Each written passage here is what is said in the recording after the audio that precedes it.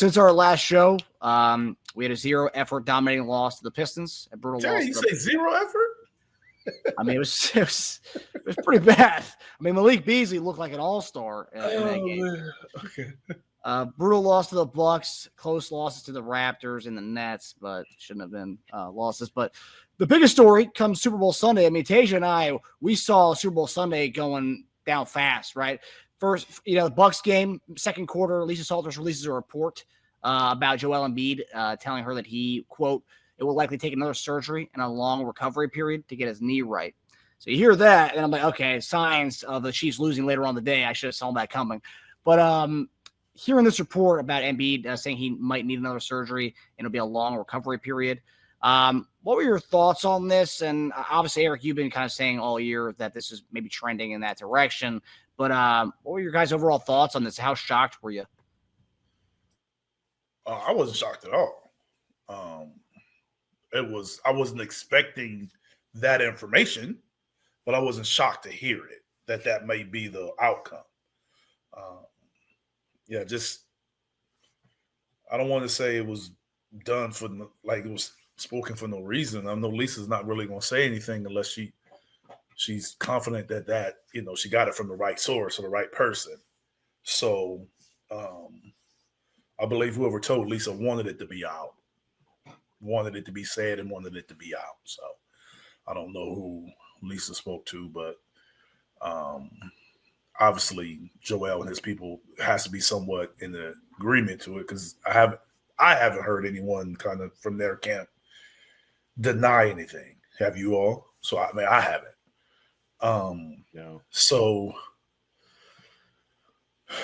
I mean, it really comes down to, if that's the case, well, when should you do it? Should you wait? Should you just do it now, or are you waiting to see if you actually get in or eliminate it? Or do you just do it and eliminate yourself? Pretty much. So I guess those are I think that's sort of the first sign of, we may kind of like, I don't want to say the word tank, but we may kind of like pull back on trying to do much. I think that's the first thing. Pull back on winning. Yeah, I think that's the first thing. And then Joel eventually, playing.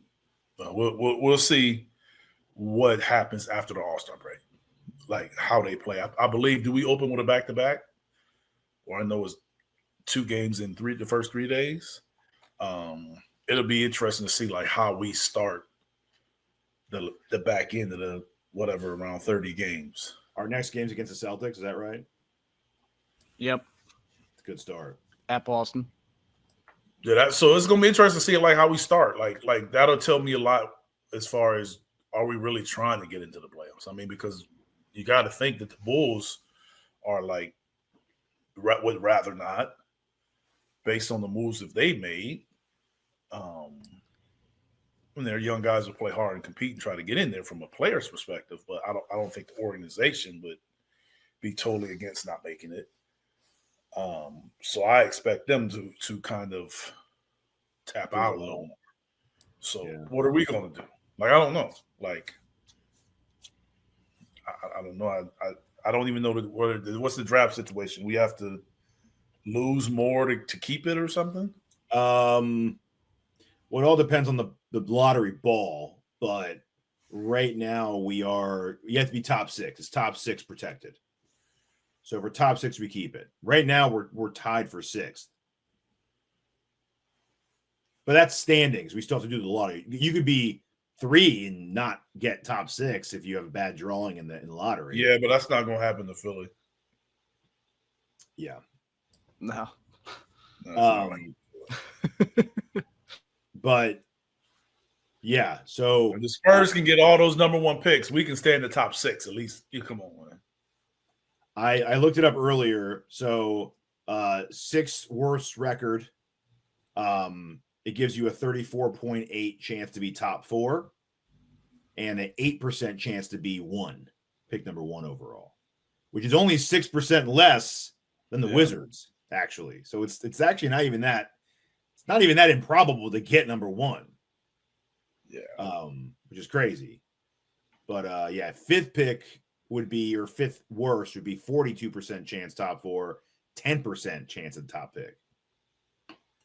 So it's it makes it every level up makes a difference here. So and the Bulls, their first round pick, it's top 10 protected, so they have a reason to, not make the play in or make the playoffs either, if that's where they want to go with, because if it's outside of 10 and San Antonio gets their pick. What trade is that from? Is that DeRozan? Like a couple years ago? I don't know. Oh, yeah. Yeah, It maybe. must be. Maybe. Who knows? But, yeah, I mean, we're not going to get lower than 5 because Washington, Utah, Charlotte, New Orleans, pretty rough situations right now with those. Utah plays hard every night, but I just don't think – I think over the long haul, I think that's going to be the top 4 in any order. But 5th and 6th and 7th, I think is up for grabs between Brooklyn, Toronto, and us. Based on the way the last few games look, it'll be us. I know. Yeah, we lost to both those teams. But kind of like I said, Joel played against Toronto and not the Nets. Yeah. So yeah, I mean it's hard to gauge, man. It really is hard to gauge. Have they announced how long Maxi's out? No. Nope. I don't know. I mean, I guess maybe I shouldn't say it, but sometimes I think it. When guys sit out nowadays in the league, it's hard to really know if it's legit or how. Now, maybe that's not the right way to say it. It's hard to know how legit it is. Yeah. Like, is this a long-term injury? Or is this, he gonna be out for a week, or could he play? Like it's hard to kind of know. I'll be watching. I'll be set to watch, and then they'll pop up the starting lineups, and somebody's out that I didn't know anything was wrong with them. What about when you combine a guy being out with like a Maxi's previous game where it was a very odd game for him, only taking a handful of shots and not making a shot at halftime? It something was wrong, obviously. Yeah, that's what I'm saying. I believe something was wrong, but he still played 34 minutes. I know. That's what confused me by it. It's like, but you played the minutes. Yeah. And then they say something was wrong. Like, well, nobody could see that within 34 minutes to either take him out or see what's up. Yeah. Yeah, it was weird how Nurse said after the game. He goes, "I might be speculating here, but I don't think. I think Tyrese is maybe dealing with something physically." And then the next day, he wasn't on the injury report, and they gave him a late scratch right before the Raptors game or the Nets game. So, thought that was interesting as well. Yeah. What's also weird about the Embiid thing too is that report from Salters came pretty soon after Morey just said that between the 7 or 8 doctors and specialists they just talked to, that things are healing, just not as fast as they wanted them to, but it will be fine eventually. And then all of a sudden you hear, I probably have to get another surgery. It's like that's a quick update after another update. Yeah. So I'm not going to pull a Harden and hold up the Morey's a liar sign or anything, but I mean, it's just conflicting reports like 2 days after. It's too soon to have a totally different report. But when I watch Embiid play, it's like he does look better. I will say that. When I watch him, he's more fluid than he was at the beginning of the season. He does look better out there. But it's the problem. It's not just what you see from Embiid on the court when you see him play. There's 2 other factors out there. How's he going to feel tomorrow? Which we have no idea what that is. And can he make it through a playoff series as he is? How is he going to make it through? How's he going to be tomorrow? No clue. Can he make it through a playoff series the way he is? I don't think so. I don't think he can make it through a 7-game series right now, play every game. I mean, there's no back-to-backs in a playoff series. So I mean, that's the one thing about the playoffs is that you do have days in between, and sometimes multiple days, especially if a series ends, and especially in the first round where they stretch the series. But do we still believe that we can go in there and win? Like, the play-in game it's as the way it looks like it'd be 2 road games. Yeah. So I have no idea. I hadn't looked at the standings of who's that. Who would that be? Atlanta and if we knock Chicago out, who are the other 3 right now? Miami, Atlanta. If we were the 10 seed, we'd play Miami in Miami, and then we'd play the loser of the Orlando-Atlanta game today. Yeah. All those tough in one game. Yeah. Now, I think we could beat all 3 of those teams in a series. Hell, if guys are playing in a series. In one game, that's different, especially one game on the road. Yeah. Yeah. Tough, man. Especially if everyone's out every other game. We're never going to have continuity or chemistry. Yeah. Well, that's the thing, too. After the Toronto game, when Embiid was being asked questions by the media, he pretty much said that, it's all about getting a rhythm and finding consistency. I don't play back-to-backs. It's just all about getting consistency and getting into game shape. But, if you're never playing, if you're playing, once every 3 games, how the heck are you going to find that consistency and get into game shape when the way you're getting into game shape is by playing games that you play once every 3 games? It's hard. Catch-22. I got to play to get into game shape, but I don't play every game. So how can I get in game? I mean, I think at the end of the day, when he went through that stretch where I think he was at his lab when they went west, and they came back and then he missed all those games, and they said it was his foot, and now it's his knee. That stretch really kind of changed the direction to me of where the team was going. I felt at that point if they could get him to play even every other game, that they could kind of start making the push. But then when he missed so many consecutive games, then all of a sudden the other guys are missing, and it's like it just can't be one guy. Okay, if it's Joel, okay, we kind of conceded that he's missing games. But we never got to the point where it was just him. Just him. Martin missed a lot of games. Paul missed a game. Now Maxey's missing games. And Maxey missing games earlier. So it's just we never had a situation where it was just, okay, well, Joel's out.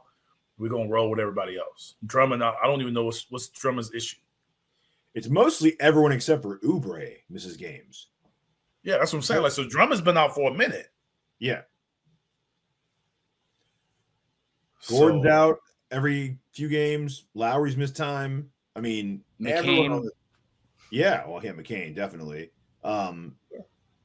Yabusele's even missed a couple games here and there, too. Yeah, probably he's dealing with some knee thing. I think the only consistent player who's played the majority, the high percentage, 90, 95% is Oubre, right? Yeah, that's why a lot of fans got mad at Embiid for calling him out for effort on that in that one defensive fast break, because he's played more than anybody on the team has this year. Yeah. I mean, 4 days ago, you have Josh Harris telling the Inquirer, quote, "I'm really optimistic that we're going to make a playoff run now." And that was obviously before these games, but I mean, do you think? I mean, I know they're talking about potentially not wanting to win games here, potentially a tank without saying the word tank, but do you think, for Josh Harris' standpoint, he spent a lot of money this offseason. Paul George is not getting any younger. Embiid's, the injuries are only starting to mount up more. I mean, do you still think they are going to want to try to at least get a playoff run? I mean, we did spend a lot of money this offseason. I think they will, because I think it's I believe it looks a lot worse if this team doesn't even make the play-in. I think it's bad if they don't make the top 8, but if you don't make the top 10, people aren't going to care about injuries because most people think you got a top 10 squad even with Joel in and out of the lineup. Unless they shut George and Joel down, then we have an excuse. But that's my point. So if you're shutting them down, then why'd you sign them? Why'd you sign them? I'm not saying that's fair. I'm saying what's going to be said. Because that's a year down. Now you got 3 more years, and you're supposed to, and I'm supposed to go into next year thinking that we have a shot. It's going to be better. So how can you build the faith? How can you build the momentum? How can you build the cohesiveness and all this stuff that they're talking about if they can't even if next year is going to be the first time that they went into the playoffs together? Yeah. At least get in there and see how it feels to play with each other in the playoffs, even if it's just one play-in game. That one play-in game is supposed to be like a Game 6 and Game 7. It was Game 6 for 7 and 8, and this is Game 7 for 9 and 10. Well, let me ask you: you'd rather, let's say would you rather get in the play-in and lose in the play-in, or have the 6th pick overall? I'd rather try to get into the play-in. I just think with the team that we have and where we're supposed to be going, I don't know if not making the top 10. I don't know what does that do. If you're going to sit those guys out, then I still think you can make it with sitting one of those guys out. You should still make the top 10. Like Chicago just gave their team away. I know. So they gave their. They're trying to tank, and they're still making they it. Gave their guys away, and we have guys that are in and out the lineup. Like we can't make up 2 games with the Bulls. I mean, the Bulls were just down 42 points at halftime, or 40-some points at halftime, man. Yeah. Yeah, I just if I thought the Bulls were trying to win, like if they either kept their guys or they made moves to tell me that they were trying to win, but the moves that they made tell me that they were tapping out. Yeah. Yeah, it looks like it. The Bulls are disappointed with us because we keep losing. I know. They're like, dude, you serious? Yeah. I mean, I will say, obviously, we didn't really talk about this, but Jared Butler getting the 2-year deal. Justin Edwards getting the permanent extension there, or the contract. I will say, Quentin Grimes has played well. Butler's played well. I mean, all these guys. I mean, like to Eric's point, we talk about going into the season. This is the most talented team, top to bottom, we've had in a long time, and talk about like kind of a good variety of young players with some of these the elder statesmen that we have. I mean, this is a really talented team. So to Eric's point, this team should be getting that 10th spot over the Chicago team. Yeah, but we didn't make all-in moves though at the deadline. It tips their hat to how they're feeling about it. They pulled back for luxury tax reasons. That's not a team that's going all in for this season. Yeah, but you didn't touch your core. No, they didn't. But they didn't. You did for Caleb Martin, but I believe that that's a trade that they might have made for Caleb Martin even if you were rolling. Maybe based on how the season was going, like that move right. I'm more talking about the KJ Martin deal though. That was supposed to be to put us over the top to get better. And now it looks like we were just trying to duck out of money. Well, I mean, that's what happens when you make a move that's now biting you. I get it. I totally get it. But I mean, if it was an all-in mentality that we have and we truly, yeah, I'm just saying. But how can you make an all-in move like that? The way we're playing, take in more salary. The way that's what the deal you just made is looking. I get it, but it's like they got to make a call. They got to make a decision here. It's half-assed either way. I'm just saying, but you can't think that more salary is going to help it. No, just throw more money at it's not the solution. Yeah, that's what I'm saying. So I mean, the way it's looking for what you cut salary and it don't look worse. It doesn't look worse. That's true. It doesn't look that much better, but yeah. Now, I like the way Grimes and Butler are playing. I think they're good additions. They're really good additions. No, I'm just saying the moves you made don't look worse. The team as a whole. The team as a whole. No, it's perception though, right? Like yes. KJ Martin was billed as we'll throw first round picks and throw KJ Martin down and get a guy and go. Well, that's what we said. Did they say that? There were reports that echoed that. That Morey wasn't afraid to trade multiple first round picks in order to make the roster better. They're not worried about the future. It's all about right now. There were quotes like that flying around. Yeah, there was the KJ Moore and a first round pick for DFS, Dorian Finney-Smith. DFS, Kuminga. We heard Herb Jones. We heard a bunch of grandiose things being thrown out there. Some of it was speculation. I'm not saying that it came out of Morey's mouth, but yeah, no. But it's true. You said it's true. I said that a couple weeks ago. How can you expect? Like, how can you go to Josh Harris's office and be like, I really think we need to throw you need to spend like $60 million in the luxury tax, dude, to make this happen. This is the year. It's like, it's not the year though. It's clearly not the year. I mean, you'd be lying to him. I mean, based on Josh Harris's quotes, it sounds like he thinks we should get to the playoffs with the team that we have currently. So I think he's trying to keep hope up so people keep buying tickets, is what I think. But yeah. No, I believe that he believes that. He should believe that because I believe they should.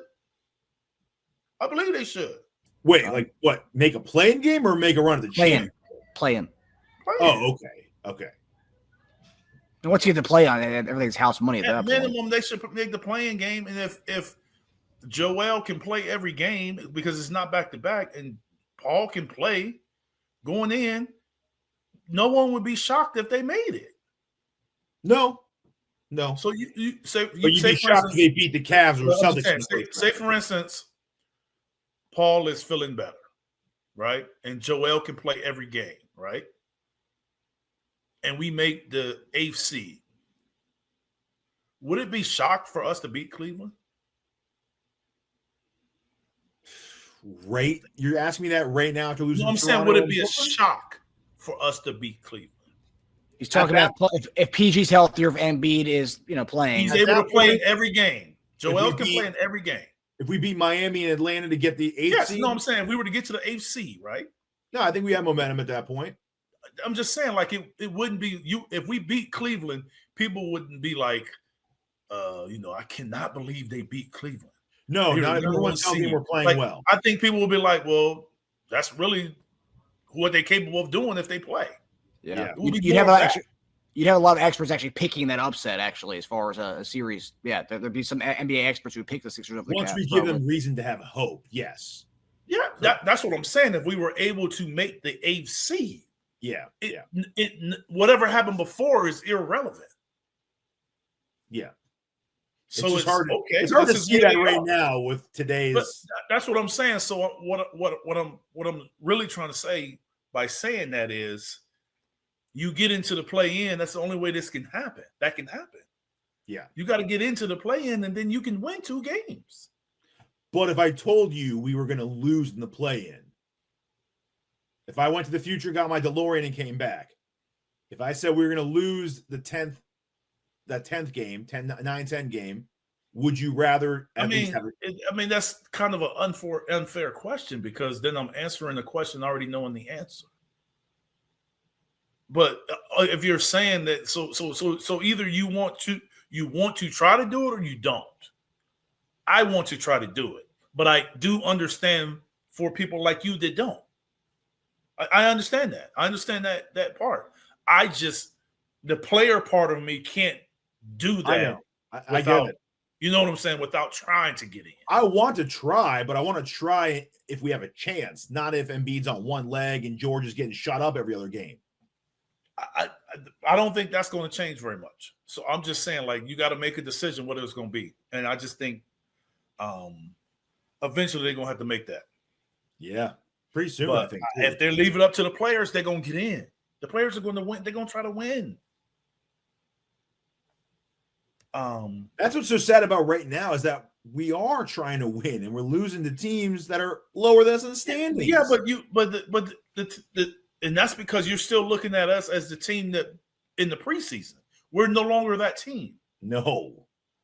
So if we don't have our whole roster and guys aren't playing consistently, then we can be beat by anybody. Just like we can go to Boston and win on Christmas Day. The way we're getting beat, that Pistons game with everyone there was bad, man. I know. But those games happen throughout the year. I guess, and I'm the just saying problem that's really no different than us beating Boston in Boston on Christmas Day. It's true. It's true. I guess the problem is we're getting bit by only being able to see those three guys play together a handful of games. We expect a victory every time they go out there, but they're still learning how to play together. But our expectations are so high every time they play together. I just think when they are playing together, I just don't think we're as good as a defensive team. Yeah. I think that's the biggest issue right now. So that may come from a personnel decision of who you play with those three guys. Yeah, because everyone's saying Paul George's defense has been the best part of his game this year. I'm just saying, like, who do you play with those three guys? Because Joel's limited. Maxey extends a lot of energy on offense. What's going to be the best fit? I don't know. I haven't seen enough to know. So I'm not claiming either. I'm not claiming I know. No, they don't. They don't know. So you should. But I do think that's something that's, will have to be decided. Yeah, like we said, they need enough time on the court to evaluate. They haven't even gotten enough time to evaluate any of this. True. We're still in experimental mode, and it's All-Star break. Yeah. Like everyone compares us. I heard someone the other day. I forgot who it was. They were like, "Well, it didn't take Cat and Brunson that long to get along and have chemistry on the court." Yeah, because they play together every night. It won't take them that long if they actually play and practice together all the time. But we don't have that. Yeah, I don't. I found it interesting for Paul to come out and say it's been a different adjustment to play with Joel. Like, I don't know where still trying to figure out where he was going with that. But he's willing to learn, is what he said. Yeah, that's nice. Yeah. I mean, you're getting paid to learn, so that's good. Learning is not. I didn't think learning was a choice. Yeah, that's part of the job. But yeah, sure. So I'm still trying to figure out where he was going with that. Has he played? He hasn't played with an offensive big man before, right? Roy Hibbert, no. I still don't know where he was going with that. Like, what are you trying to adjust to with Joel?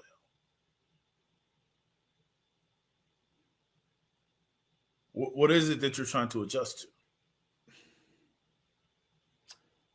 I guess a guy who has the ball in his hands a lot more than you do. But he does not have the ball more than Maxey does. That's the part that's confusing to me. So playing with Joel and Maxey may be the issue. Yeah, that's probably what he means. He played with Kawhi, and then he played with James and Kawhi, but Kawhi didn't really play with James. Yeah, it's true.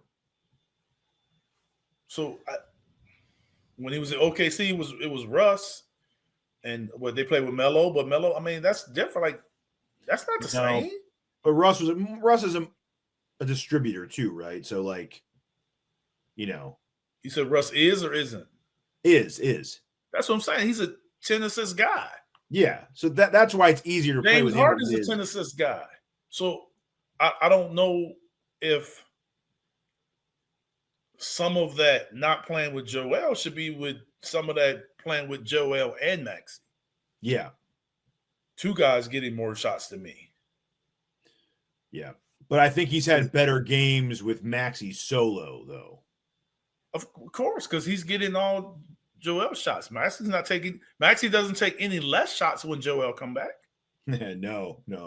That's the point that I'm trying to say. So it's not like, so who's making the adjustment when Joel plays versus when he's not playing? I think he could have gotten away with saying, I got to get used to being the third guy in an offense.